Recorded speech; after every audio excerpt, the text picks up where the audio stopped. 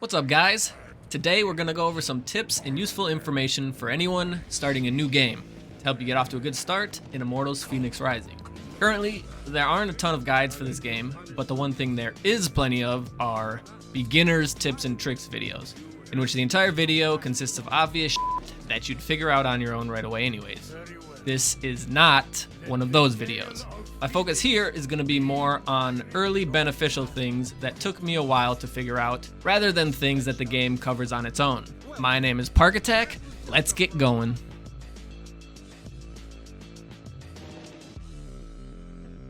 Alright guys, listen.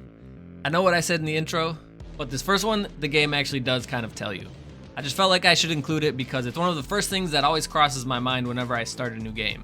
And that is whether or not you can change the difficulty or your character throughout the game. In Immortals Fenyx Rising and many other games, these are some of the first major choices you have to make, and so it helps to know whether or not you're locked into that for the rest of the game or not. In this one, you can change both your character and the difficulty anytime you want during the game without any penalties. There aren't even any currency or resources tied to changing how your character looks, but don't get all anxious about just hitting that apply button and jumping straight into the game. You'll realize pretty quickly that you start off in a zone called Clashing Rocks, and it's basically your tutorial zone. My biggest piece of advice here would be that even though you're gonna see a lot of chests and a lot of, side adventures that you can go off on, just stick to the main quest line and finish the tutorial and get to the Hall of the Gods as soon as possible. Once you get there, you have access to all of your possible upgrades and you can just fast travel right back to Clashing Rocks and clear all that stuff out. Once you do finally make it to the Hall of the Gods, you're gonna have at least 8 coins of Karen. As you'll probably have already found out at this point, use those to upgrade your skills. I highly recommend that you use those 8 coins to upgrade 4 specific skills. Those being Climb Leap, Glide Boost, Swim Dash, and Telekinesis Gathering. These 4 skills are the cheapest out of all of them, costing only 2 each, and they basically just give you really nice to have quality of life improvements. Climb Leap makes you climb faster, Glide Boost makes you glide faster, Swim Dash makes you swim faster, and Telekinesis Gathering just makes you pick up everything around you when gathering. Getting all of these right off the bat and getting them out of the way makes navigating the world and traveling and gathering just much, much easier and much more enjoyable.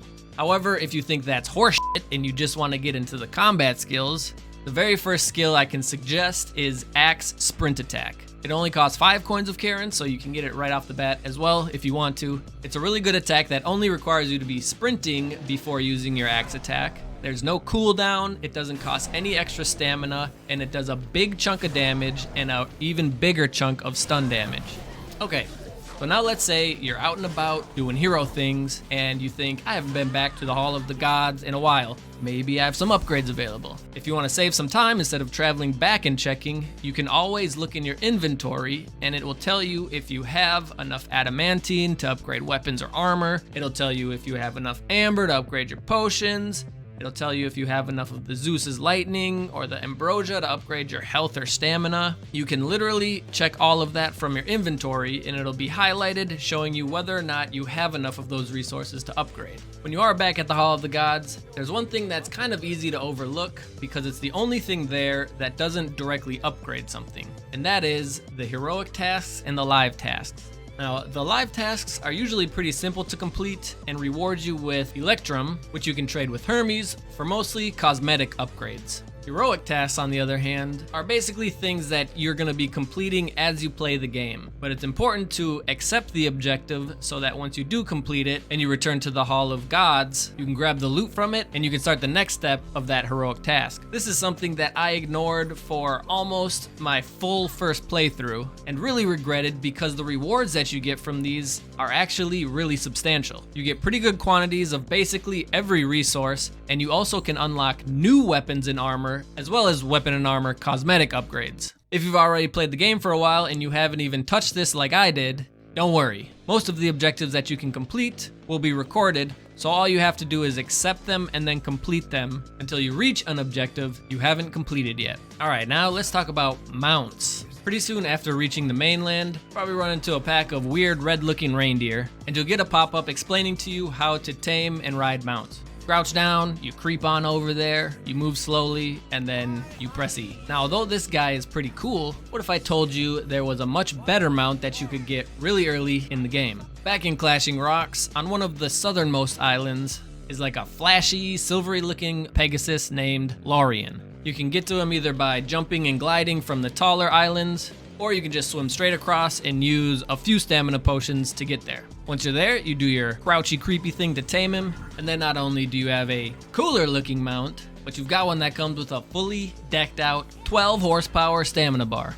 Alright, enough about mounts, let's talk about vaults. In the tutorial, you go into a couple vaults, you complete a couple vaults, and you move on. What they don't tell you is that every vault has at least one extra chest that you can loot. Now, if you go through the vault and you don't get to loot the extra chest, you'll notice that when you exit, the vault stays kind of like an orange or yellow color and it doesn't close. That's because you can still re-enter the vault, get the loot, and then exit, which will then finally close the vault, not allowing you to go back in.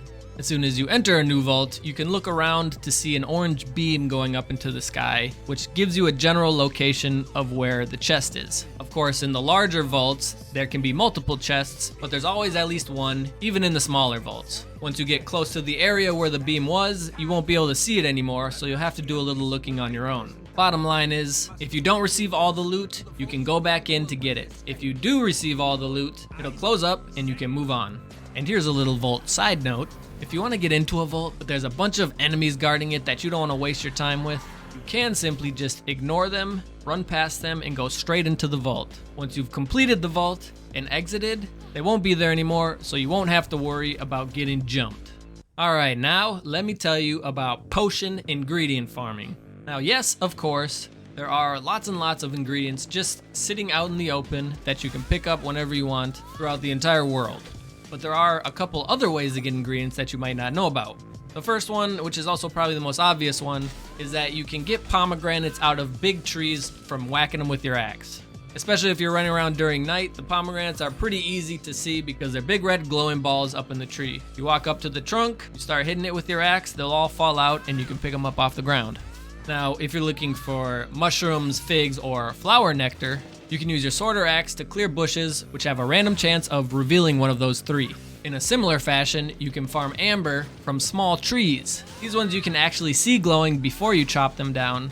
Once you chop them down, you get 1 amber.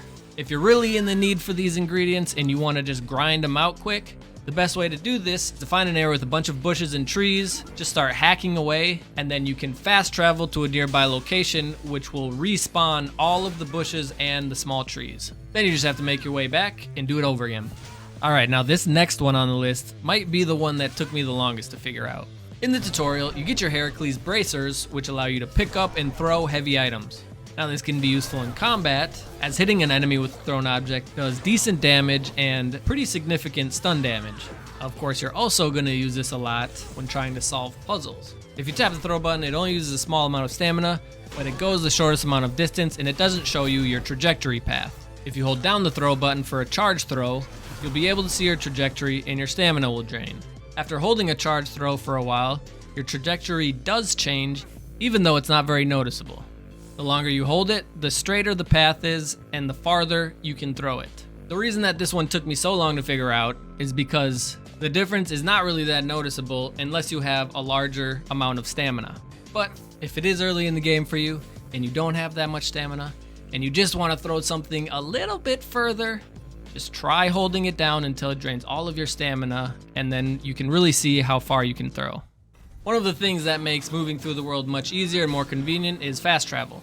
There are 4 different places that you can fast travel to, being vantage points, vaults, points of interest, and big liars. If you find yourself damaged or a little low on health and you don't want to use up a potion or pomegranates, all you have to do is fast travel to either a vantage point or the Hall of the Gods and it will heal you to full health. Another thing that they actually do kind of cover in the tutorial, but is something that's easy to miss, is bubbles. If you're ever near water and you notice a little patch of bubbles coming up from underneath, that indicates that there's something down there. Sometimes it's just loot, like a treasure chest, but sometimes, especially if you're trying to figure out a puzzle, it'll show you a passageway or something unseen that might be under the surface of the water. This one's not that big of a deal, but it's something that can be easily missed during the tutorial, and it's something that if you're having a tough time with a puzzle and you're near water, it might be worth keeping an eye out for. Alright then guys, that's gonna do it for this video. Thank you all so much for watching. Like and subscribe if you enjoyed it. Let me know what you think down in the comments. Stay tuned for more Immortals Fenyx Rising content. And once again, my name is Park Attack. Peace.